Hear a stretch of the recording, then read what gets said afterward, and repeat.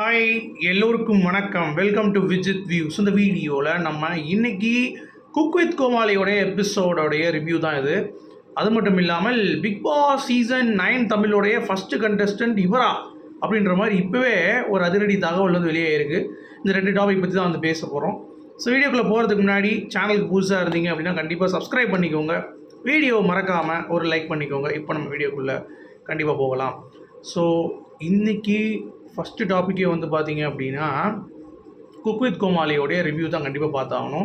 So இன்றைக்கி யார் chef of the week வந்து ஆனால் என்ன டிஃப்ரென்ஸ் இருக்குது இதுக்கு முன்னாடி இருக்க குக் வித் கோமாளியோடைய இந்த குக் வித் கோமாளியோடைய ஜேர்னர் வந்து என்னவாக இருக்குது, என்ன சின்ன சின்ன சேஞ்சஸ் வந்து பார்த்திங்கன்னா இந்த ஷோவுடைய ஃபார்மெட்டில் இருக்குது அப்படிங்கிறதை பற்றி கம்ப்ளீட்டாக டிஸ்கஸ் பண்ணுவோம். ஏன்னா எனக்கு இது புதுசாக இருக்குது நிஜமாகவே. அந்த ஜட்ஜில் இருந்து 3 ஜட்ஜ் ஆக்குனது ப்ளஸ் ஒரே மாதிரி கவுண்டர் அடிக்காமல் சில விஷயங்கள் வந்து பார்த்திங்கன்னா இன்னோவேஷனாக வந்து பண்ணியிருக்காங்க. குறிப்பாக புகழ், குறைஷி, ராமர், ஷரத் இந்த மாதிரி சில பேருடைய சென்ஸ் வந்து பார்த்திங்கன்னா ரொம்ப பயங்கரமாக இருக்குது. சௌந்தர்யா அஸ் அ கோமாளி பிக் பாஸுக்கு எப்படி அவங்க வந்து அது செட் ஆகாது எனக்கு தோணுச்சோ, ஆனால் குக் வித் கோமாளிக்கு இது கரெக்டான ஒரு செலெக்ஷன் அப்படின்ற மாதிரி தான் எனக்கு தோணுது. ஸோ கோமாளியாக மிரட்டிகிட்டு இருக்காங்க அப்படிங்கிறது பார்க்க முடியுது. ஸோ என்னென்னலாம் நடந்தது அப்படிங்கிறதை பற்றி நம்ம நேற்று ரிவ்யூவும் பண்ணியிருந்தோம். அதனுடைய அப்படியே தொடர்பாக அப்படியே வந்து போயிடுவோம். சரியா? ஃபஸ்ட்டு வந்து பார்த்திங்கன்னா அந்த எல்லா டிஷ்ஷஸும் வந்து கொடுக்குறாங்க. ஒவ்வொருத்தவங்களும் ஒரு ஸ்டைல். சரியா? ஒருத்தவங்க கொங்கு நாடு, மதுரை, திண்டுக்கல் இந்த மாதிரி ஒவ்வொருத்தவங்களும் ஒரு ஜேர்னரில் எடுத்து பண்ணுறாங்க. அதில் இந்த குக் வித் கோமாளியில் எப்பயுமே டைமிங் பற்றி பெருசாக கன்சர்னே இருக்காது. அதெல்லாம் வந்து சொல்லவே மாட்டாங்க. டைமிங் அதெல்லாம் ஓகே கரெக்டாக இருக்கும் அப்படின்ற மாதிரி நமக்கு அதெல்லாம் எடிட் பண்ணி போயிட்டு கடைசி வந்து பிளேட் வந்து வைக்கும் பொழுது எல்லாத்தையும் டேஸ்ட் பண்ணிட்டு வச்சுருவாங்க. ஆனால் இந்த வட்டம் வந்து பார்த்திங்கன்னா டைமிங்க்கு ஒரு வார்னிங் வந்து இருக்குது அப்படிங்கிறது பார்க்க முடியுது. அது வந்து ரொம்ப வேடிக்கையாகவும் இருக்குது. அட் த சேம் டைம் வந்து ஏன்னா அது புதுசாக இருக்குது, நல்லா இருக்குது அப்படின்ற மாதிரி இருக்குது. என்னென்னா இப்போ செஃப் இருக்காங்க அப்படின்னா அவங்களுக்கு ஒரு லீடர் போர்டு மாதிரி வந்து போட்டு யார் யாரெல்லாம் இருக்கா அப்படின்ற மாதிரி முதல் ஒரு 9 இடம் அப்படின்ற மாதிரி வந்து போட்டாங்க. அதில் என்ன ஆகிப்போச்சு அப்படின்னா ராஜு வந்து ரொம்ப எக்ஸ்பெக்ட் பண்ணிட்டு இருந்தாங்க. பயங்கரமாக அவருடைய கான்ஃபிடென்ஸும் வந்து பயங்கரமாக இருந்தது. பிக் பாஸ் டைட்டில் அடிச்சிருக்கேன்டா அவனை குக் வித் கோமாளி அடிக்கிறேன்ட்டு உள்ளே வந்தது. பயங்கர அதிர்ச்சி. நேற்று டிஸ்குவாலிஃபை ஆனார். இன்றைக்கி வந்து பார்த்திங்கன்னா வெளியேறிட்டார் மொத்தமாகவே. அந்த லிஸ்ட்லேயே அவர் இல்லை. ராஜுவோடைய பேர் அவரும் வந்து பார்த்துனே இருக்கார். அவரும் சரத்தும் வந்து பண்ணிகிட்டு இருந்தாங்க இன்றைக்கி பேரா. சரத் வந்து சரியாக கோஆர்டினேட் வந்து பண்ணாததுனால ராஜு வந்து நீங்கள் தடுமாறிட்டீங்கன்ற மாதிரி தாமு இருக்கார்ல அவர் வந்து சொன்னாலும் ராஜு கொஞ்சம் பில்டப் கொடுக்குறாங்க. ராஜு போய் அப்படி இப்படின்ட்டு. ஆனால் இந்த குக் வித் கோமாளிலும் ராஜு வந்து பார்த்திங்கன்னா ஒன்றுமே பண்ணாமல் அப்படியே தான் சுற்றிட்டு இருக்கார் அப்படிங்கிறது பார்க்க முடியுது. பட் ஒன்லைனர்ஸ் அவர் அப்புறம் புகழ் கூட பேசுகிறதா இருக்கட்டும், அப்புறம் அவருக்கும் ஷரத்துக்கும் இருக்க காம்போ இல்லை அவர் யார் கூட பேசினாலும் சரி அந்த ஒரு இடம் வந்து வைப்பாக வச்சுருக்காரு. அது ராஜுவோடைய ஒரு ப்ளஸ்ஸாக பார்க்க முடியுது. ஆனால் இதில் ஏன் ஒழுங்காக பண்ணல அப்படின்ற ஒரு தாக்கம் வந்து எனக்கும் இருக்குது. ஏன்னா அந்த லிஸ்ட்டில் இல்லாதது வந்து பார்த்திங்கன்னா கஞ்சா கருப்பு, அப்புறம் ஒரு கண்ணாடி போட்டு ஒருத்தவங்க வர்ஷினி வித் சௌந்தர்யான்னு ஒருத்தவங்க இருக்காங்கல்ல அவங்க, அப்புறம் ராஜு. மிச்சம் எல்லாருமே நல்ல குக்ஸ் எல்லாம் வந்து பார்த்திங்கன்னா டாப்பில் இருக்காங்க. இது இன்றைக்கி போட்டியே வந்து லக்ஷ்மி ராமகிருஷ்ணன் அவர்களுக்கும் செம்பருத்தியோடைய மாமியார் அவங்க பேர் என்ன பிரியாராமன் அவர்களுக்கும் தான் வந்து பயங்கர போட்டி. அவங்க 2 பேரும் ரொம்ப முனைப்பாக வந்து செயல்பட்டாங்க அப்படிங்கிறது பார்க்க முடிஞ்சு. அடுத்தடுத்த இடங்களில் ஜாங்கரி மதுமிதா இருக்காங்க. அடுத்து வந்து பார்த்திங்கன்னா நம்ம உமேர் லத்தீஃப் கூட இருக்கார். விவசாயி ஒருத்தர் இருந்தார், அவர் சுந்தரி அக்கா. எல்லாருமே வந்து ஓரளவுக்கு இம்பேக்ட் வந்து பார்த்திங்கன்னா க்ரியேட் பண்ணிட்டாங்க. ஆனால் யார் வந்து அதிகமாக எடுப்பாங்க அப்படின்ற மாதிரி நம்ம எதிர்பார்த்துட்டு இருந்தோமோ ராஜு அவர்கள், அவருடைய இம்பேக்ட் வந்து பார்த்திங்கன்னா அப்படியே வந்து குறைஞ்சிருச்சு அப்படிங்கிறது பார்க்க முடியுது. சரிங்களா? அது மட்டும் இல்லாமல் எல்லாருடைய குக்கிங்கும் வந்து இந்த வட்டம் கொஞ்சம் கோமாளித்தனத்தை தாண்டி குக்கில் வந்து கொஞ்சம் வெரைட்டி காட்டணும்னு ஆசைப்பட்றாங்க. உதாரணத்துக்கு இந்த விவசாயி ஒருத்தர் வந்திருந்தார்ல, அவர்லாம் வந்து கிட்டத்தட்ட நிறையா டிஷ் வந்து பண்ணார். அதுதான் வார்ன் பண்ணாங்க, நீங்கள் வந்து நல்லா பண்ணுறீங்க பட் நிறைய பண்ணுறீங்க அப்படின்ற மாதிரி. இதில் என்ன ஆகிப்போச்சு அப்படின்னா அந்த 90 நிமிஷம் கொடுக்குறாங்க அப்படின்னா எல்லாருமே அந்த 90 நிமிஷத்துக்கு மேலே அவங்க வந்து டைம் எடுத்துக்கிட்டாங்க. ஸோ அப்படி இருக்கும் பொழுது எல்லோரும் வந்து பார்த்திங்கன்னா அந்த லீடர் போர்டில் வச்சு அதில் ஒரு இது வச்சு யார் கரெக்டாக பிடிச்சா அதில் என்ன பாயிண்ட் அவங்க பண்ண டிஷ் என்ன அப்படின்னு சொல்லி கரெக்டாக வந்து கேட்டகரைஸ் பண்ணி அதற்கான ஒரு மார்க் வந்து கொடுத்து ரொம்ப பயங்கரமாக வந்து பண்ணியிருந்தாங்க. அதாவது குக் வித் கோமாளி இவ்வளோ ஜென்யூனாக இருக்குமா அப்படின்ற மாதிரி ஒரு தாக்கத்தை வந்து பார்த்திங்கன்னா மக்களிடத்தில் வந்து ஏற்படுத்தியது அப்படிங்கிறது தான். அடுத்து குறைஷி தெனாலியோடைய வாய்ஸோடு உள்ளே வந்தார். நிறையா தெனாலியோடைய இது வந்து நடக்கும் நாத்தேன், பட் அது மிஸ்ஸிங்.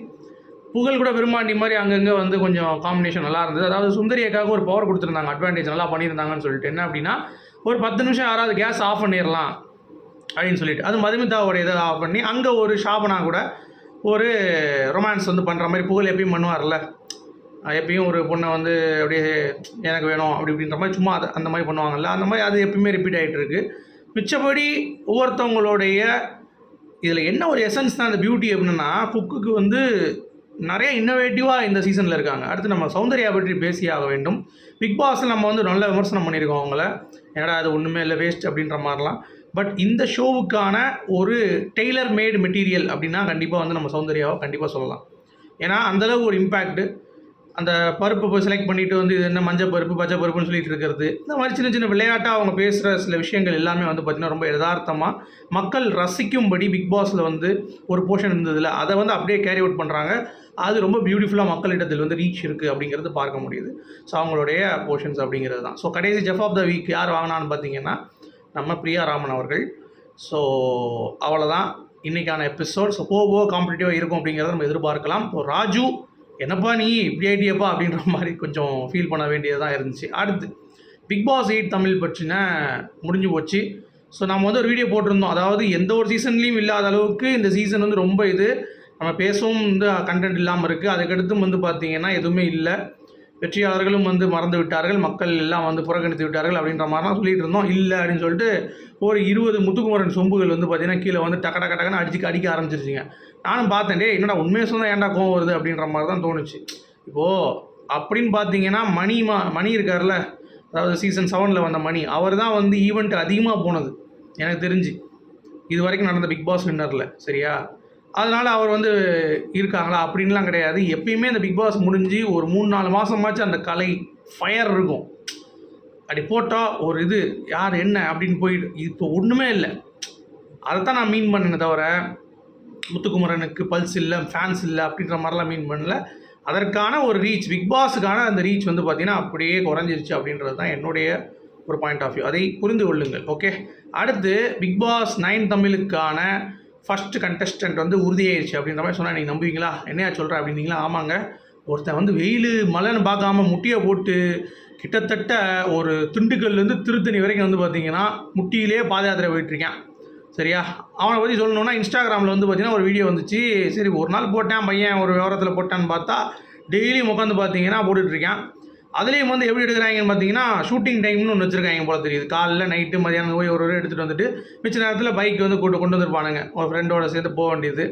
பைக்கு அது நடக்கிற அந்த முட்டி போகிற சில நிமிடங்களும் வந்து பார்த்திங்க அப்படின்னா அந்த காலில் வந்து செருப்பு போட்டு நடக்கிறது முட்டி மேலே. ப்ளஸ் இவ்வளோ நாள் அவன் முட்டி போட்டு நடந்துருந்தான்னா இந்நேரம் வந்து பார்த்திங்கன்னா முட்டி எந்திரிக்க முடியாமல் நடந்து போனாலே இவ்வளோ நாள் நடக்க முடியாது. முட்டில் போட்டு போனால் இந்த நேரம் ஹாஸ்பிட்டல் தான் போயிருப்பேன். ஆனால் அவன் வந்து பார்த்திங்கன்னா இன்னமும் வந்து நடந்துக்கிட்டு விஜய் சேதுபதி போஸ்டர் வச்சுட்டு பிக் பாஸ் லோகோ வச்சுட்டு பிச்சை எடுத்துகிட்டு இருக்கான். இந்த மாதிரி பிக் பாஸ்க்கு நான் போகிறேன், வெற்றி நான் தான் தோல்வி நான் தான் அப்படின்ற மாதிரி ஒரு உருட்டல். ஸோ எனக்கு தெரிஞ்சு விஜய் டிவியே ஏஐ விட்டு இந்த மாதிரி ஏதாவது பண்ண போகிறாங்களா அப்படிங்கிறது கொஞ்சம் குழப்பமாக தான் இருக்குது. இந்த மாதிரி ஆட்கள்லாம் இறக்கி விட்டுட்டு நம்ம பார்த்தீங்களா இவ்வளோ கஷ்டப்பட்டு வேறு சிந்தி ஒருத்தன் வந்து இருந்திருக்கேன், நான் வாய்ப்பு தரோம் அப்படின்ற மாதிரி கூட உருட்டுவாங்க.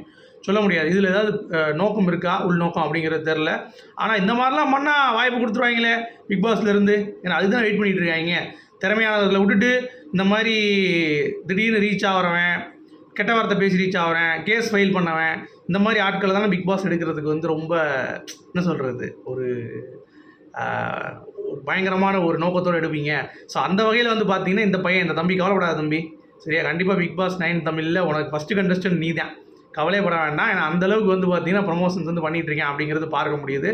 ஸோ இன்றைக்கி என்ன அப்படியே முட்டி போட்டு இன்றைக்கி உங்கள் அம்மாவுக்கு அன்னையர் தினம் வாழ்த்துக்கள் சொன்னது என்ன பா அருமை, இப்படி ஒரு பையனை பற்றிட்டிங்களா அப்படின்ற மாதிரி தான் இருக்குது. இந்த மாதிரி இன்ஸ்பிரேஷனாக அடுத்து வந்து பார்த்திங்கன்னா பிக் பாஸில் இப்போ நீங்கள் எடுத்திங்கன்னா அடுத்து ஒருத்தன் வந்து பார்த்திங்கன்னா அப்படியே என்ன சொல்கிறது, இந்த கோயிலில் உருண்டு போவாங்களா அந்த மாதிரி அங்க பிரதர்சனம் பண்ணுறேன் அப்படின்ற மாதிரி பிக் பாஸ்க்கு எனக்கு வாய்ப்பிடுங்கன்னு சொல்லிட்டு விஜய் சேதுபதி போஸ்டர் எடுத்து வந்து பார்த்திங்கன்னா போவாங்க ஊரா அப்படிங்கிறது பார்க்க முடியுது. ஸோ இனிமேல் விஜய் டிவி கொஞ்சம் ஜாக்கிரதையாக இருக்கணும் அப்படிங்கிறது தான் பாயிண்ட். நீங்கள் என்ன பார்க்குறீங்க அப்படிங்கிறத சொல்லுங்கள். மீண்டும் அடுத்த சந்திப்போம். அது வரைக்கும் குட் பை.